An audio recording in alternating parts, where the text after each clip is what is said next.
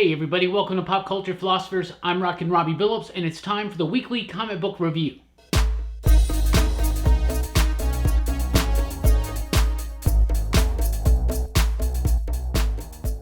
That's right everybody, welcome to the weekly comic book review. It's the show where I read a lot of comic books and I let you know what I thought about them. And we always start with the pick of the week, and this week's pick of the week, Border Town #1 from DC/Vertigo comic books. So Vertigo has kind of been waning a lot lately in recent years, at least in my opinion. Back in the heyday of Vertigo, especially back in the 90s, there was just hit after hit after hit. Sandman, The Invisibles, Preacher, 100 Bullets, Fables, it just kept going on and on. Y the Last Man.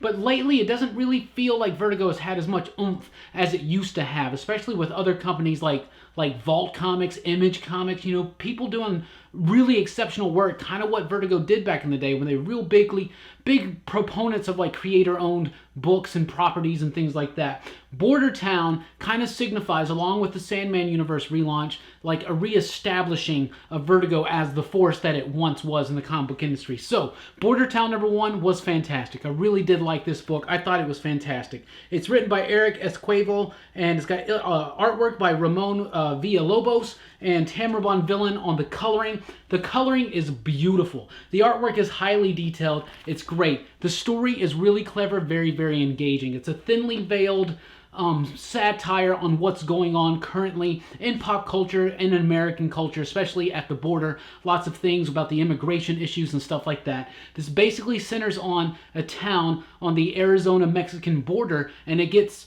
taken over by these demons from Mexican folklore. And so it's really kind of cool. The metaphor is there. It's really thinly veiled, but it's wrapped up really nice with the introduction of some nice new characters that I really responded well to. I thought the book was great. Thought it said a lot. I thought it did a great job of being fantastic, of engaging the reader, of keeping us forward, and the artwork is just glorious. And there are lots of little Easter eggs in here about old school Vertigo stuff. So, you know, have your eyes open when you're reading this book, but I love the coloring, love the concept, really like the execution. This book was seriously 2 thumbs up, super well done. The creative team just exceeded beyond all expectations. If this is just a small sampling of what's to come from the relaunch of Vertigo, I'm very, very excited. It was raw, it was rough, it was in your face, it was fun, and it was very, very clever. This book was something very special. Border Town #1, my pick of the week. Speaking of Vertigo, we got The Dreaming #1, so the Sandman universe book that we all read last month.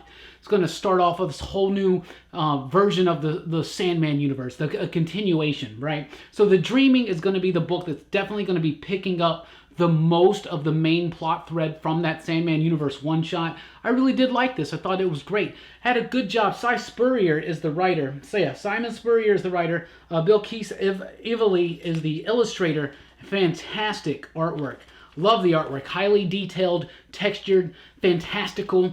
The story was really, really cool, very engaging. It was a little unclear at times, but that's how Sandman used to be, so it does kind of keep that ethereal tone of the Sandman. You can't quite grasp onto it. It's a little abstract, right? And so it definitely continues on with that. A really cool, intriguing hook at the end. I did like this. It was pretty good. I don't know if I would say it's as good as Neil Gaiman's Sandman, but of course this book's got to like have some time to really let us know that. But The Dreaming #1, I was very impressed with this one. I thought it was a great continuation of the Sandman saga, and it really spotlights the other characters, not just Daniel and the Sandman, but the other characters, and it really has some neat, fun moments inside of it. I think Sandman fans will really respond well to that. Cover #1 is out this week from Jinx World. This is Bendis' creator-owned line, right? So Pearl is out, and I thought that was all right. He's relaunched Scarlet. He relaunches United States versus Murder Inc. this time, but I've fallen behind on that one. Didn't really like that one when I first read it when it came out as the United States of Murder Inc. But cover #1 I was really looking forward to because the artwork is done by David Mack, and the artwork is really cool, experimental, different. It's got beautiful, luscious paintings in it, but also very sketchy, interesting sequential artwork inside of it as well. I really like this book. The dialogue is very, very cool. The basic gist of this book is a comic book artist that's going to go undercover for the CIA because it's a perfect cover. Get it? So, but the artwork, really abstract and experimental. The dialogue is exactly what you expect from Bendis. It's spot on. It really sizzles. The book's got a great flow to it. It's very unique. It's very different. It's very fresh. And I thought it was really, really cool. It feels like a typical Bendis story, but it feels different. It feels new. It feels fresh. And I think David Mack's influence is huge on that. I love the artwork. I really like the story. Cover number 1's got my seal of approval. Justice League number 7 is here. This is going to wrap up the totality. That is the first story arc by Scott Snyder. So it all comes to a head right here, a conclusion to his first arc, and I love it. Jim Chung is back from issue 1 to issue 7 here to finish up the finale.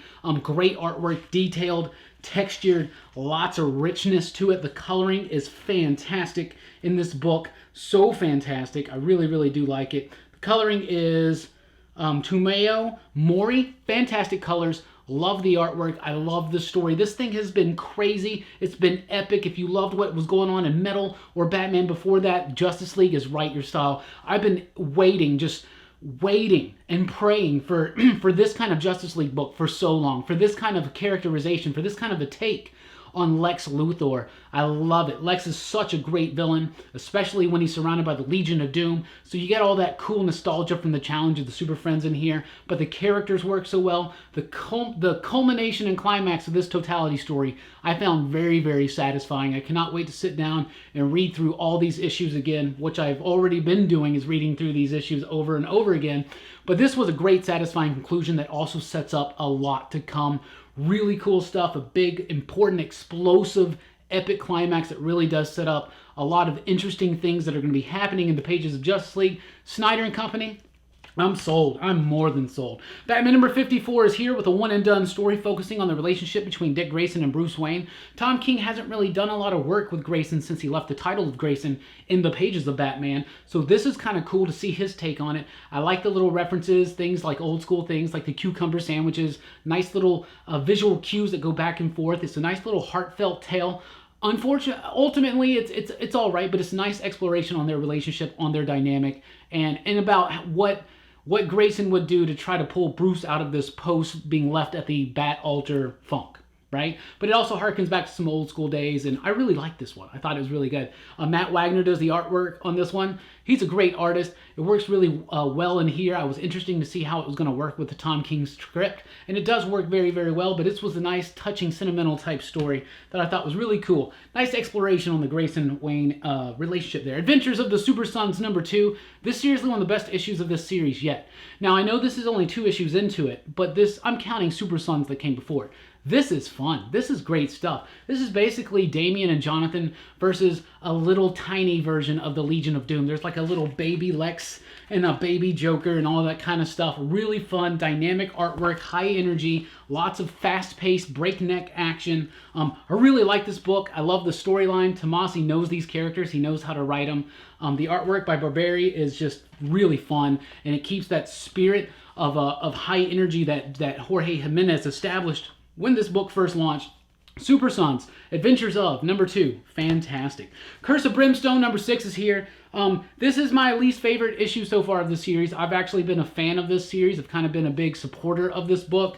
The artwork is pretty cool by Dennis Cohen. It looks really cool and rough and raw when it needs to be. It looks like it should be a really creepy story, but unfortunately it just doesn't seem like Jordan's script really has that come across. Feels a little melodramatic, a little cheesy at times, a little just overstuffed with trying too hard. Does that make sense? I don't know, but I do like the artwork in this issue, especially when Brimstone comes out. It's a really, really cool look to it, very gritty. That's been one of my favorite things about this book. The story's pretty generic, and it's all right, but I really like the visceral rawness, this just raw, like, heat energy that they're able to, like, show in the artwork in this. So I'm sure the coloring and the inking and everything just works together so well, because I'll show you a little bit, because when this dude goes off, it is awesome. It is just, I don't know, I really like it.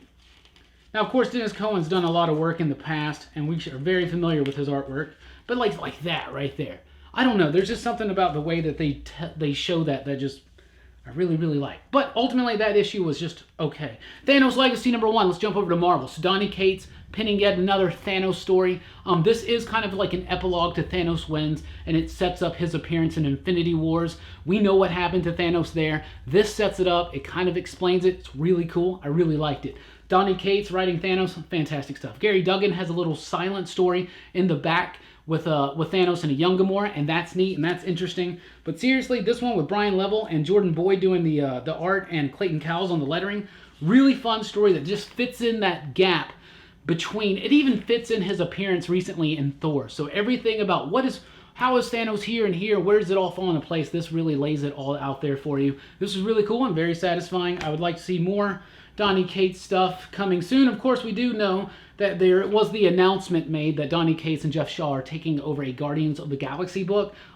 That is announced in here with a cool little teaser. The Silver Surfer Annual #1. This one almost made the pick of the week, guys. This is straight up so close to being the pick of the week. I highly recommend that you check this out. Silver Surfer Annual, it's just a one-shot, a one-and-done story. It's written by Ethan Sachs, and it's a great story that takes place right before Silver Surfer comes to Earth for the first time. It was a really fun story. I really like it. It's got some nice emotional beats in it. It's got some nice action to it. But I really want to spotlight Andre Lima Araujo on the artwork. Fantastic stuff with Chris O'Halloran's colors. I've been a fan of this art team since Generation Gone last year. Was my favorite book in 2017.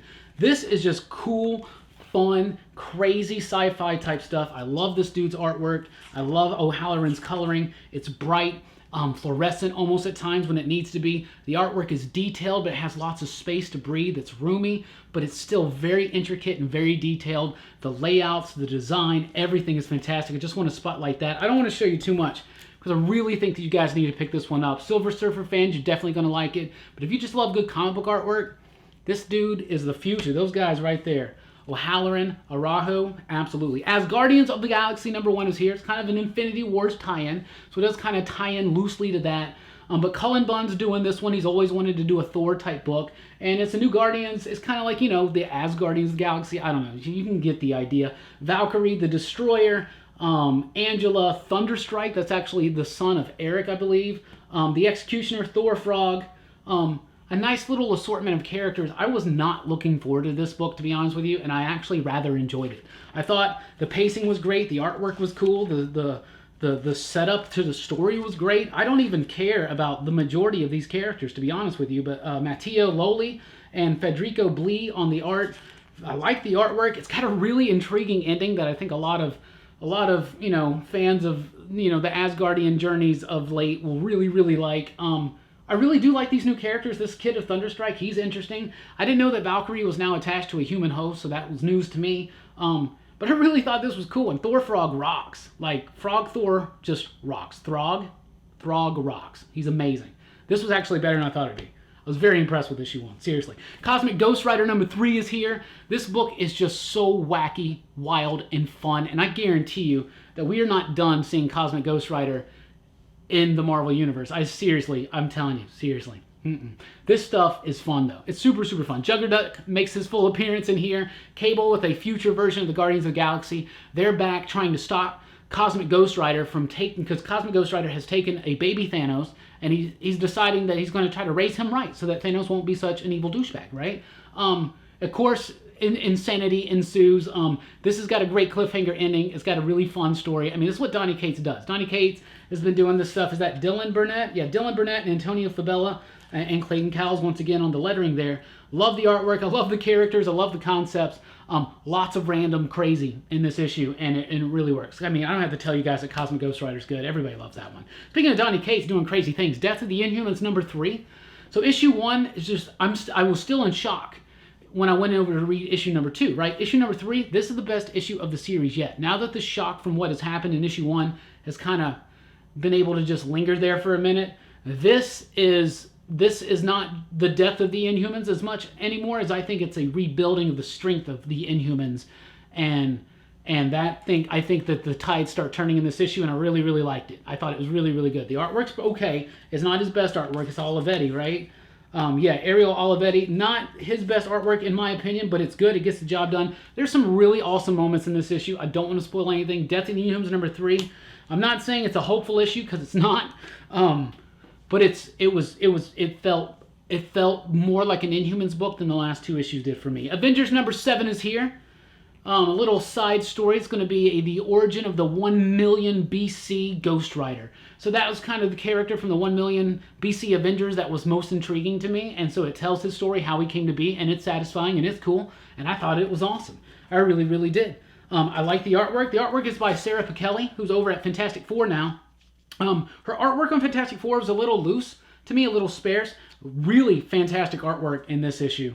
Really liked it. Also want to point out that Justin Ponser, this is his first gig back since he just had a fight with cancer. So I'm super, super happy to see Ponser back working. Beautiful coloring as we are expecting of him. So that's just an added benefit to this really cool one and done story that explains the origin of this version of Ghost Rider that has a fiery mammoth. That's awesome. Right? It's a really great issue of the Avengers. Captain America #3, that's the cover of the week for me. I love that cover. I think it's striking. That's Alex Ross doing what he does best. Look at that design. Look at that symbolism. I really, really like this cover. That really is striking to me. I really like this issue too. It's the best one so far. I thought issue 1 was all right. Not the biggest, best #1 issue. Issue 2 started pulling me into it though. I really like what Coates is doing, the themes that he's exploring. And I think that Lionel Francis Hughes actually given us some of the best work of his recent career. This one is so solid. I really, really like it. Great dialogue, a great pace to it, a great flow, an engaging story that's really getting very clear, very simplified, but it really works, and it's really also something that says something about the state of America. And I really do like it. Used pencils and artwork, it's super solid in this issue, and I really, really like that. Sometimes his artwork gets a little too out there and not concrete enough for me, but that totally gets ironed out in this one. I really like this issue of Captain America. I thought it was really good. Venom First Host #2. I'm loving this book. This is fun. It feels like old school Venom. Now, I've been reading some old school Venom again lately, just to do a reread to get ready for an upcoming video project. But this is fun, and this takes you back to the Lethal Protector days because Mark Bagley's on the artwork, and then right in the middle of the issue, Ron Lim comes in. It's just like Lethal Protector from back in the day, and it works so well. Really like the art. I like the story. The story's simple. It's about the first host of the symbiote that Eddie Brock wears, the Venom symbiote. The first host was this Kree soldier dude. He's an interesting character. There's a Skrull woman after him, all kinds of craziness. He wants the suit back. The suit doesn't really want to go with him. Eddie's kind of stuck in the middle. Mike Costa's basically wrapping up his run on Venom that was kind of interrupted when Donny Cates took over. But it's really fun, and it goes right along with what Cates is doing. It's just being a fun Venom story that unveils and brings a light to some of that past history of the symbiotes that we never really knew. The Immortal Hulk #5 is here. I'm really hoping this book starts ironing out. Issue 1 and 2 were striking, chilling horror stories. They started getting a little goofy and more comic booky at 3 and 4. 5 is a great comic book fight, and it's got some really over-the-top melodramatic type themes exploring, going through it that they're exploring. I think it's a little melodramatic. It's a little over the top as far as that goes. I just feel like this book has been betraying the tone that was set with issues 1 and 2. That being said, Joe Bennett's really putting out some of the best work of his career. The artwork in here is incredibly detailed, really cool. It's basically this whole issue is a fight between Sasquatch and the Hulk, and that's fun and this big comic booky action.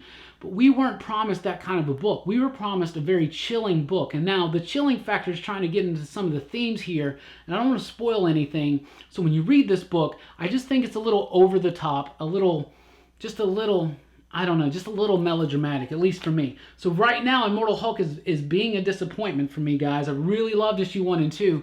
But I've just been, this issue's solid. It's more solid than the last two. But I'm not digging it right now. Deadpool #4. So I decided to read this one because the first 3 issues by Scotty Young, they were pretty decent. And Nick Klein's artwork was awesome. This doesn't have Nick Klein on it, though. It's Scott Hepburn, but I still like the artwork. It was fun. It was a neat story. Deadpool got a little annoying to me at times because I'm not the biggest Deadpool fan. But the story was still kind of fun and engaging and kind of funny.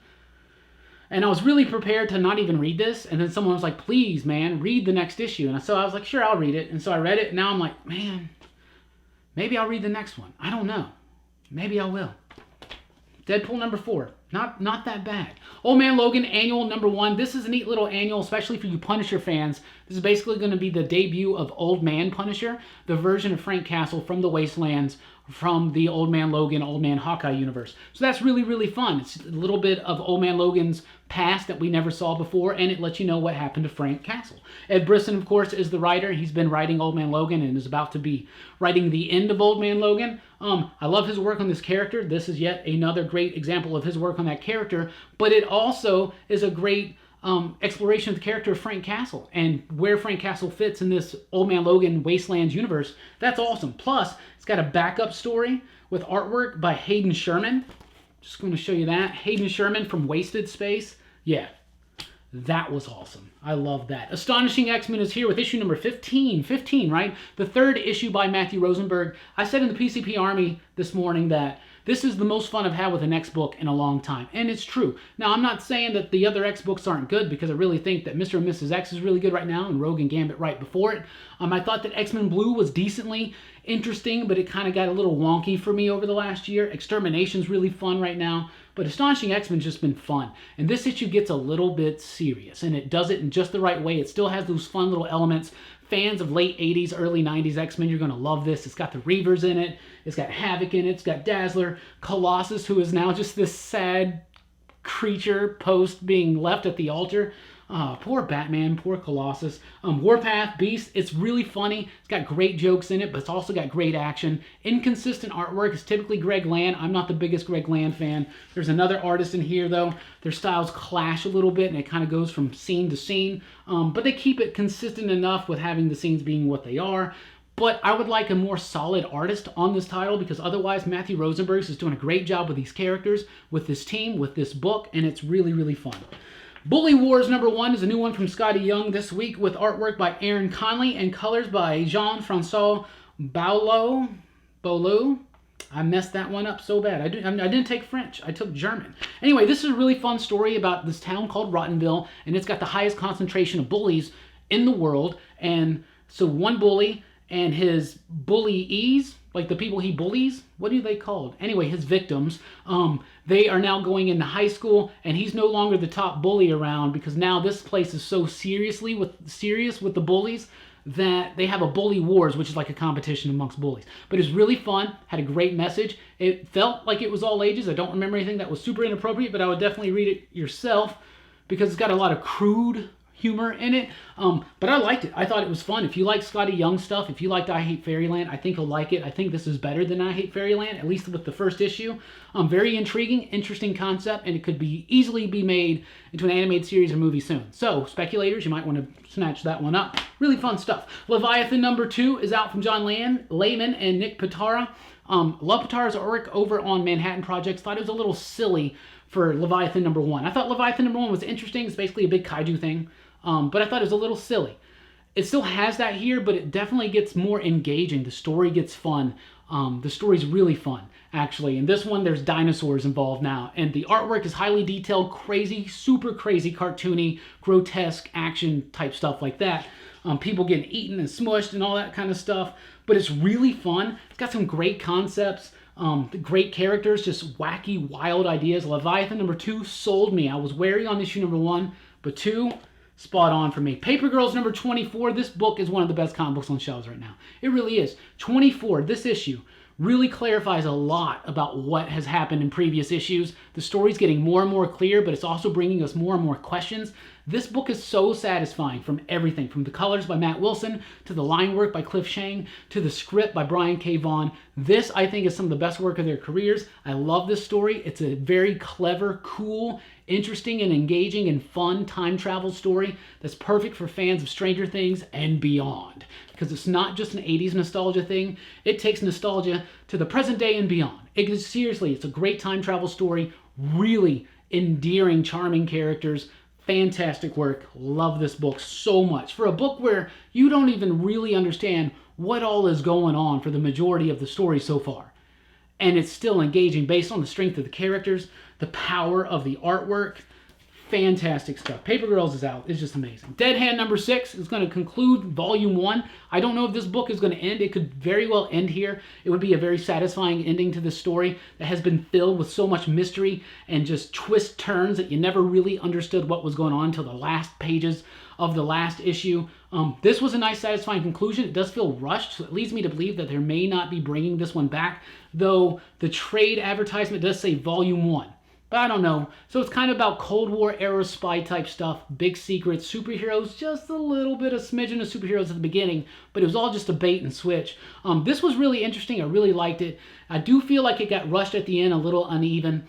I felt like the first half of the series was way stronger than the second half of the story, but I'm very intrigued to sit down and read and see how it flows all in one sitting, because the book was really engaging and kept me very interested all the way through. Dark Arc number 10 is here. I'm loving this book. Wando, Cullen Bunn, you guys are crafting one of my favorite books on the market right now. It's about the evil Noah's Ark. There's this guy named Shrey. He's a sorcerer. He worships Satan, the devil, whatever you want to call him. And he's got another ark during the time of Noah's flood and all that stuff. And his ark's just filled with monsters because he's supposed to save all the monsters.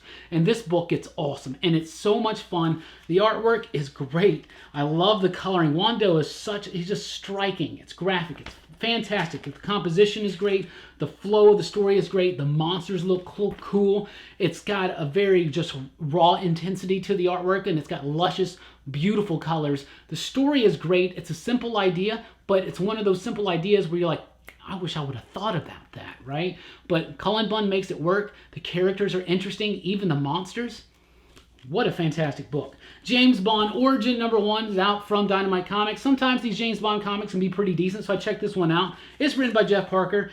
It was all right. I thought it was a little overall. I didn't really get into it. Just never really grabbed me. It didn't have a nice flow to it. It had good artwork. Had a decent idea, you know, focusing in on the past of Bond and how he became a double agent and all that, a 00 agent and all that stuff, but I don't know, it just didn't really grab me. The Long Con number 2 was awesome. I really did like issue number 1, but a month later when issue 2 came out, I almost passed it up. I almost didn't read it, but I'm very glad I did. This is a really fun book. It's about this crazy disaster that happens during this comic book convention, and all the people in the comic book convention that survived think that everybody outside is dead and it's just radioactive zombies, so they don't leave, and everybody out there thinks that everybody in there is dead and it's just radioactive waste and stuff. And then the two worlds collide, but it's really fun. It's about this post-apocalyptic comic book convention, and it's really fun. I like it. It's got great, simple artwork, a great story, great characters. The Long Con. Definitely. Look it up and find it out.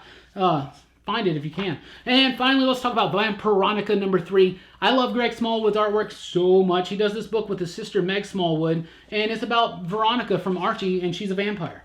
And this is very intriguing. The artwork is amazing. Really cool stuff. I love Greg Smallwood. I want to see him on a Blade book so bad. So bad. But Vampironica is going to be the closest I can get for right now, but it's cool to see him doing some Archie horror. It's cool to see some Archie horror on the shelves now because, you know, Afterlife with Archie, where's that? Sabrina never comes out. But now we have Jughead, The Hunger, and Vampironica kind of coming out on a semi-regular basis. You know, kind of. But the artwork is luscious. I love the coloring. The story's pretty decent too. It's not bad, especially if you're an Archie fan. If you like those crazy, cool Archie stories like I do, you're going to like that one. So that's what I read this week, and that's what I thought about it. Some great stuff. Really, you got to check out Border Town. Got to check out that Silver Surfer annual. The Justice League finale. I just loved it. I loved it so much. Let me know what you thought about what you read in the comments down below. Thank you guys so much for supporting this channel and watching this video. Please do like, share, and subscribe if you haven't already. And join us at patreon.com/PCP, where you can unlock early access and things like that. Like right now, on Thursday, we're launching the 3rd episode of my Top 5 show, Top 5 Favorite Superman comic books. That's available right now to Patreon supporters. So go to patreon.com/PCP, and you can join in on the fun and check it out. So thank you guys so much for everything. Thanks for rocking with us. Keep on reading.